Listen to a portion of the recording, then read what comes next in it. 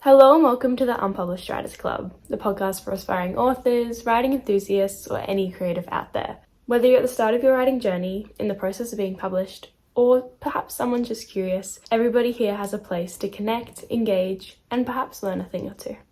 I'm your host, Zia, a university graduate who, over the past 6 years, has been learning, failing, and putting themselves out there for the sake of making a career out of writing. So while I'm still at the start of my writing journey, I thought I'd bring you all along with me to share what I've learned and am in the process of learning to help make your navigation of this journey just a little bit easier.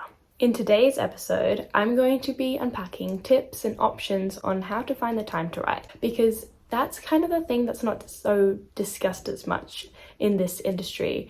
We've got ideas for motivation, and obviously the ideas really flow to us, but actually finding the time to sit down and get stuff done can be really tricky, especially when it changes between different seasons in your life and also your different capabilities of what you're even able to give to writing during that time. So whilst you may have figured out a great way for you, if something shifts, it might not work out anymore, and so you need to find a new way. Before we get into that episode, I do, of course, want to acknowledge the traditional custodians of the land throughout Australia and their connection on the land, the sea, and community. As the original and enduring storytellers, I want to pay my respects to elders past, present, and those emerging. And I want to extend that respect to any Aboriginal and Torres Strait Islander peoples listening today.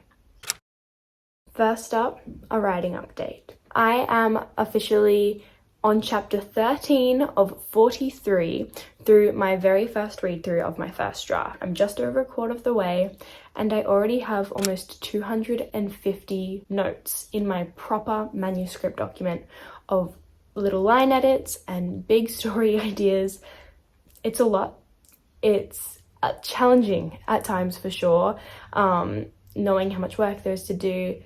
But also, now that I am starting to work on it more and there are ideas that are coming to the bits that aren't so great, I'm getting really, really excited about what's to come in the next few drafts and what I can hopefully deliver and really want to deliver. And also, it's really fun just to be back with my characters and with the story that I did develop, because credit where credit's due, I still did manage another entire draft of a novel. I love the general premise and I love the characters that I created. Obviously, if you're going to write a story, you need to be able to read it 100 times without getting sick of it. And that's been the case for my past drafts, and it's looking like it's going to be the case now, which is so good, because if you don't want to read your work, who else is going to want to? And again, credit where credit's due, I do enjoy being able to make notes to myself. Not all the comments are negative and what need to be changed, but some are, hey, this is a really cool addition to it, you should implement it more throughout, or I like these characters interacting in this way, it's a good dynamic to keep up. So it's really fun getting to give myself compliments, as well as seeing exactly where it needs to go and knowing that I can achieve that with enough time. Which, speaking of, that's obviously what we're here for today. And I really resonate with this topic, especially with the changing seasons of our life, because I have been through it all. I have been writing in high school, where I would wake up at 5 a.m. or right after school, and I have to make it work with assignments and obviously having to be in specific places and extracurricular activities and just making that part of my weekly time budget. I have also had the incredibly rare opportunity where I've had absolutely all the time in the world to write. These have been on my high school holidays, where I have had no classes, no job, absolutely nothing to do in the day except for wake up, write, and go to sleep. And that is so much fun to have, and that's obviously the reality that we want to have, but it's so far from it a lot of the time, and that's okay. I have also had the experience of doing it in between my different university classes and jobs. Multiple jobs at a time. I think the most tricky time for me was in my final semester of university. I had 5 classes, which usually you're only allowed to have 4 max. That's a full-time study load, but I managed to get away with 5. And I also had 3 different casual jobs that I was doing. They weren't big jobs, but they definitely took up my time in the week, along with my 5 subjects. But I still managed to keep up writing, and that was between my classes, on my way to or from jobs or school, and we make it work. And I'll tell you more about how I managed to achieve this and actually work really well on my drafts during this time a little bit later on. There have also been seasons of my life where I've been traveling more than being at home, and so I've managed to prioritize writing whilst on planes or on buses, and that's a great time because you can't really do anything else, and a playlist and your phone's notes app can go a long way. But again, a different season, I couldn't write as I usually would or have goals as I usually would. And now I'm having the experience that most of us, I think, would have, which is I'm a full-time worker working 40 hours a week, and I don't have any extracurriculars. I'm not studying, I'm not doing sports or different types of clubs in high school anymore, and all I do is work and now write. And that's a really cool experience. I do have to work for the roof over my head. That's a different experience I've had, so I can't just quit the day if I'm having a great writing morning and just keep the ball rolling.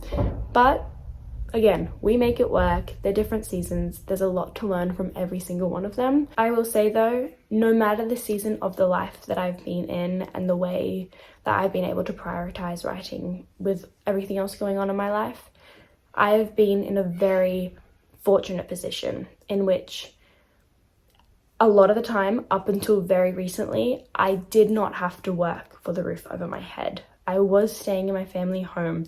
The money that I earned was little, but that's because I didn't need a lot, and it would go straight to my savings or to different things. And I was not needing a specific amount of money to survive, or I was not needing a specific amount of money to be able to help other people survive. I do not have children. I do not have any person in my life that actually depends on me and my time or attention or my money for their survival as well. And so again, I'm very fortunate in the independence that I've had, and that the time that I have had outside of everything else going on in my life can be dedicated to writing because I'm not needed anywhere else, or I do not need things to survive beyond what I was already doing. If that is potentially your situation in which you struggle to find the time to write because you literally have to do other things to survive, that is beyond okay. You should give yourself that credit, give yourself that grace, because it's so much easier for a lot of other people, especially me, even now. And the most important thing is putting your mental health first, because if you add too much onto your plate, if you put too much pressure on yourself, no matter the season of life you're in, it is not going to help you in the long run, and it will just burn you out. And so if there are aspects of your life that are non-negotiables, that cannot be altered or rearranged, cut out writing or minimize it as much as you can, and do not put that pressure on yourself, because you're in a season of life where that's not the priority at the moment. And yes, we still want to be writing, we still want to be able to scratch that itch and create these incredible works to hopefully further us in the future. We still want to be doing that, and these tips can still help you with that. But if it's too much, put yourself first, always. And so even if you can only prioritize 5 minutes of writing a week, that's amazing. Try not to cut it out completely. As they say with investing money, if anyone's a financial person out there, just putting away $1 each day is so much better than not putting any money in and waiting until you have thousands of dollars to be able to invest, because over time that grows, and it's just putting in that effort, making those habits. That is what is important right now. And so even if it's just a little bit right now for us, that's completely valid, and I'm so proud of us for being able to make that happen. So my first option / tip is to dedicate specific time to writing. What does this mean? I already gave an example of it. When I was in high school, I would do work before school. I would work on my writing before I went to school. And so that meant that I would wake up before I actually really wanted to at 5 a.m. and I would dedicate the time between 5 a.m. and when I had to start getting ready at like 6 a.m., 6:30 a.m. and I would have an hour or an hour and a half every single weekday to be able to write. And that was so beneficial to the work that I was doing. It meant that when I got home in the afternoon, I'd already achieved what I wanted to. And if I had time after homework and after assignments and after extracurriculars, that was amazing. I could write. But I knew that that time in the morning, I was able to wake up. I did not have the world demanding anything from me until later on. And so I was really able to prioritize and dedicate that time to writing. You could also do it in the opposite way around and dedicate the nighttime to your writing if that's what works for you. Potentially you're doing it from 9 p.m. to 10 p.m. or 8 p.m. onwards, or maybe if you even just get through all of your work in the day and then however early that is, the rest of that time is for writing. Amazing. I have tried that before, and my brain just does not work in the evening. It was not beneficial. And B, I'm one to over budget my time, which is why I need it first thing in the morning to be dedicated to writing. Because if I say I will write once everything I need to do in the day is done, I never go to sleep with a complete to-do list. There is always something that carries over. And so I just found that I would get to 9 p.m. and I'd still have a lot of things to do, and writing was still really far down the list. But if that's the time that you work best and you can make that happen, incredible. Absolutely go for it. I'm amazed. And if you are fortunate enough to have a whole day, you can dedicate that to writing. For me at the moment, my 40 hours are actually done in 4 days of the week. So I work 10-hour shifts, which are big, but it means that I get a whole day, which I do prioritize to writing because I don't need to make money. I do try and get some life admin stuff done as well, but if I get to the end of the day and I haven't written anything, I feel like I've failed it in a way. And so there will always be time, especially the bulk amount of time, dedicated to writing on my day off in the week. And the same thing goes for weekends. I've got Saturday as my dedicated content creation day. That doesn't mash with writing. I do, if I have extra time, write on the weekend, but Saturday in particular, my priority is YouTube and Instagram content creation first, and that's just because that's also a priority of mine at the moment. And so it's hard. I'll get into balancing projects, but try and have, if you can do a whole day, that is for one thing, and then maybe another day for another if you do have different priorities that you want to take on as well. The second option or tip is instead to set a goal. This might be a daily goal or a weekly goal, potentially a monthly goal, but if you're anything like me, you might get to the end of the month and realize you didn't do it and be stressed out. And so the ways that you could do this is through a word count goal, or maybe even if you've got smaller works to do, like write a song in a day or write a poem instead of trying to write 5 or something. But for me, having that goal of like a word count is really good, especially you need to know how fast of a writer you are and if it actually works with your schedule to have that much time every single day taken out of it, or every single week, whatever your time goal is within that general goal that you're doing. Also, writing sessions aren't always as lucrative as the ones before, so sometimes it might take me an hour to write 500 words, whereas other times it will take me 5 hours to write 500 words. And so know yourself, figure it out, but that one can be tricky. Another idea is to do a time goal. So for example, writing an hour every single day, or having written 3 hours in a week. And that one's easier, especially if you're not doing the written draft process, if you are working more on edits or not, you know, writing literal chapters every single day. A time goal works better because then it's easier to measure for the goal that you have in mind, that you're trying to work towards in setting this goal. With the time goal during university, that was especially handy for me because it meant that if I had a 30-minute break between my classes, I might go to that class and just scroll on my phone or read a book, and realizing that I could actually sit down and get some work done even for 30 minutes, and that was working towards a bigger goal that I had for the day, made that time feel a lot more valuable, and then I was more likely to seize it because then I wasn't stressed at the end of the day having to sit and write for an entire hour. Also, the more specific you can be with these goals, the better. For me, last year during NaNoWriMo, my goal was to write every single day. But sometimes that meant that I would get to the end of the day, realize I haven't written, just write one sentence and be done, which was great because it meant that I felt accomplished. But then it also meant that when I was being extra lazy, I would just write a few words, and that was probably not the amount that I could have put in.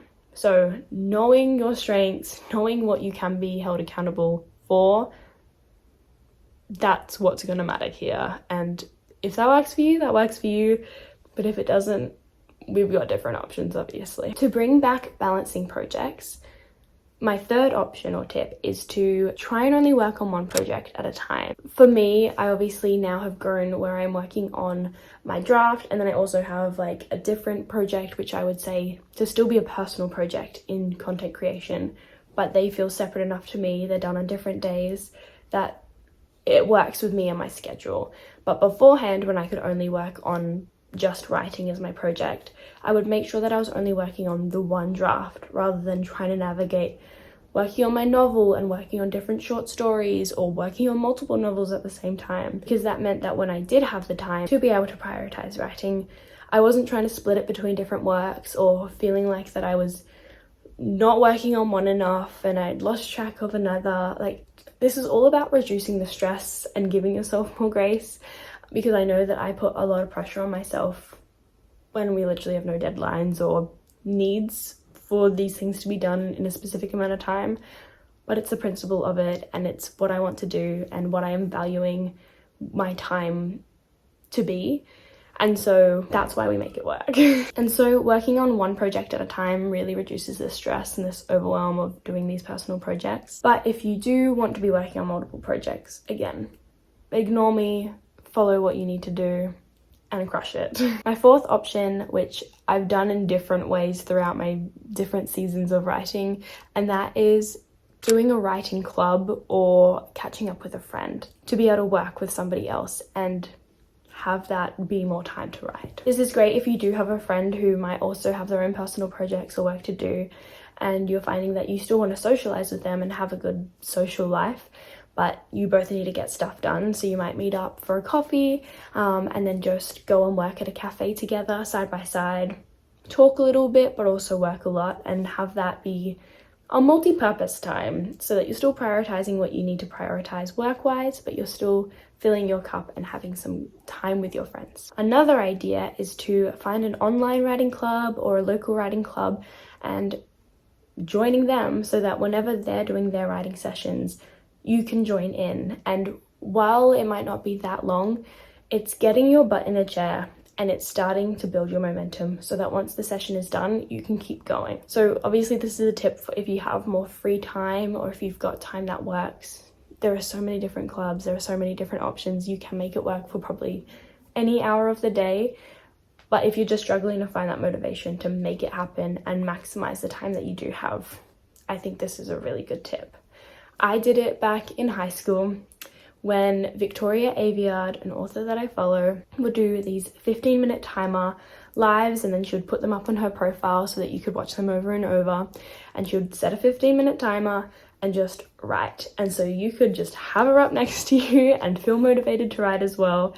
And I loved that. It felt like I was a real professional as well, and that we were just working together. And that was really beneficial for me. And then in university, I did have a teacher who created a writing session when we had a specific assessment that was large, so that we could all come together during specific times outside of class and just be on Zoom and get work done. And then once the session was over, we would all pretty much continue to work anyway because we had the time to. But it was all about building that momentum or just sitting down and getting something done. I hope that these tips and options have been varied enough that no matter the season of the life that you are in at the moment is, you can take something from them or be inspired to try something new. But to summarize, I found that dedicating specific time to writing or finding specific goals to do, whether that is a time goal or a written goal, can be really beneficial. Working on one project or even one project type at a time, and also utilizing different motivational groups to be able to sit down and write with, have really helped me on all the different seasons of my personal journey. Thank you so much for listening, and good luck finding the time to write. No matter what season of life that you are in, just remember that whatever work you do manage within a week or a month or a year is so incredibly valued and really beneficial for you, and so whatever you manage is incredible. Also, I now have an Instagram account for the Unpublished Writers Club, which I will link below, so feel free to join that community, and hopefully one day we might be creating our own writing sessions so that we can all pile in and help motivate each other to really prioritize our time when we have it. I'll be back next time with another episode of the Unpublished Writers Club. Until then, feel free to leave any questions or comments below, and I'll try and answer them in a future episode. Thanks so much, and have an amazing day.